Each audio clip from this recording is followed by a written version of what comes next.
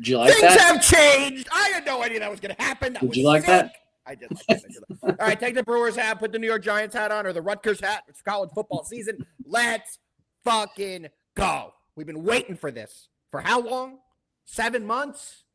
7 months? It's here. It's here. College football is back. And we're going to start with a little Sam Houston State going to Western Kentucky and taking on the Hilltoppers. JD, some information about these two teams. Head coach of the Bearcats, Sam Houston State, has left and gone to Temple. Sam Houston State has hired a former offensive coordinator, Phil Longo, who was the team's offensive coordinator from 2014 to 2016. He had stints with Ole Miss, North Carolina, and Wisconsin. He returns to Huntsville, where he used to coach. This team's looking very different. Both teams are looking a little different. So here's some information on both teams before I keep going. Western Kentucky is returning 34% of its production on the offensive side last year, while Sam Houston State is returning 40% of their production from last season. Last year, the matchup between these two teams ended 31-14 for the Hilltoppers on the road. But there is some news here. There is some news here for the Hilltoppers, and that's the transfer portal acquisition of star quarterback Maverick McIver. Maverick McIver was an FCS quarterback last year.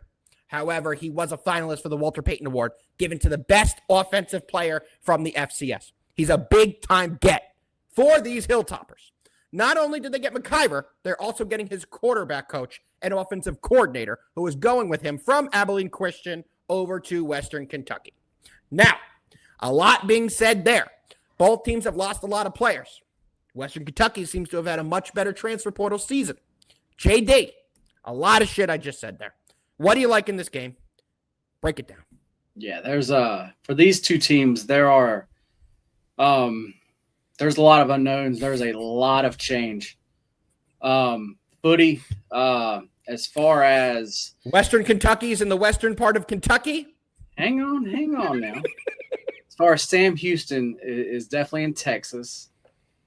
I want to say it's Huntsville. I may be wrong there. I just read that name, so it must be. But it is definitely in Texas.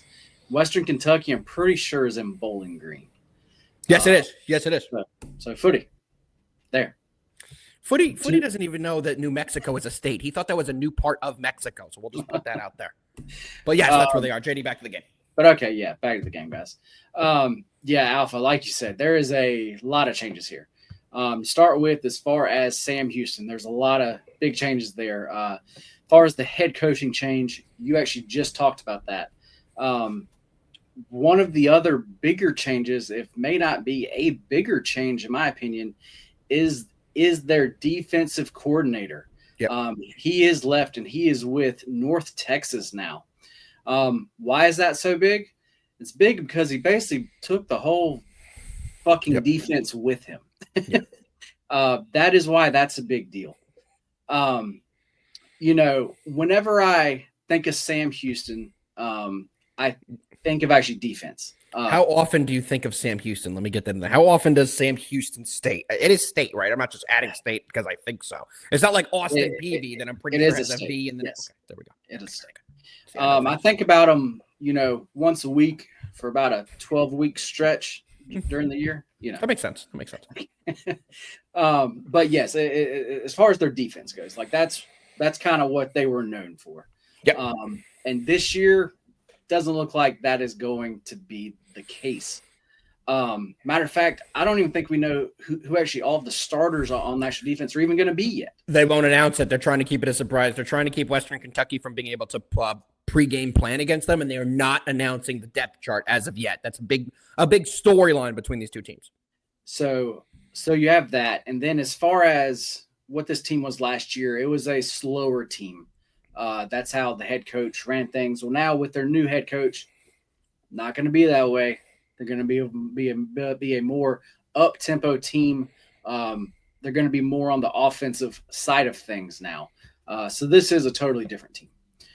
And then as far as WKU, when I think of them, which I think of them about the same amount of time, you just think of their offense. Yep. You think of high-powered passing game. They sling the ball and they play fast. Yep. Guess what? This year, nothing should really change there. Are there a bunch of new guys? Yes.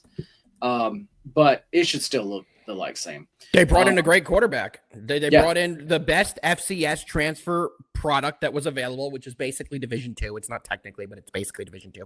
Who could play? That's where Tyson Bagent came from, a same type of school, and he could play. Yeah. So against this Sam Houston defense, which from what I can tell so far, is just not going to be nearly as good.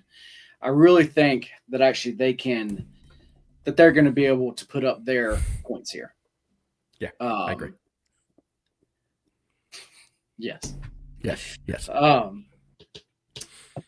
So then on the other side of that, as far as the Sam Houston offense, this is a new version of actually them. Like I said, as far as their run game versus this WKU defense should do well. And that's going to set up the actual pass. And actually with their head coach now, he is somebody who's also going to have them try to sling it some and actually get the ball down the field. The thing with both of these teams is we obviously for this season, as far as pace, we do not obviously have any stats yet. Yep. But both of these teams should be around the top 25 though, as far as pace. What you're going to see a lot with both sides here, you're going to either see them driving right down the field and score, or you're going to see a 3 and out just like that. So all of these things, when you add them up, it is great for an over. I think there are a lot of unknowns right here in this first game of the season. And I think that's why we are getting this total here at 61. I think that we could look back after this game and be like, damn, that was a very low number here. So yes, there's my play. There's what I'm officially on. Clients are on that. That is a play that I have already bet and given out. I do lean to the Sam Houston side though, because you're getting 10.5 points. And I think, like I said, I just think their offense is going to be better than what I think most people think. And I think that they're going to be able to hang here. And with all that said, that there is just why I like the over more. So, definitely lean the Sam Houston side, but I have officially bet the over here. I'm on the over as well. I think we're going to see a ton of points here. And JD, when you think of Western Kentucky, what is the one player you think of? And let's see if you have it. There's one guy I'm looking for. Quarterback. Patriots draft pick. Correct. Bailey Zappi. Yeah, Bailey Zappi, guys. Remember what he did at Western Kentucky in 2022? He went nuts.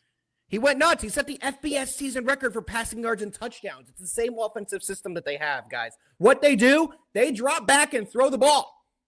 That's what Western Kentucky does. They drop back and throw the ball all over the field. They're a very fun team to watch, but I definitely love betting this team and their overs. I'm going to be taking their over in this spot, and they should be able to cash for us. So, JD, I'm with you. Let's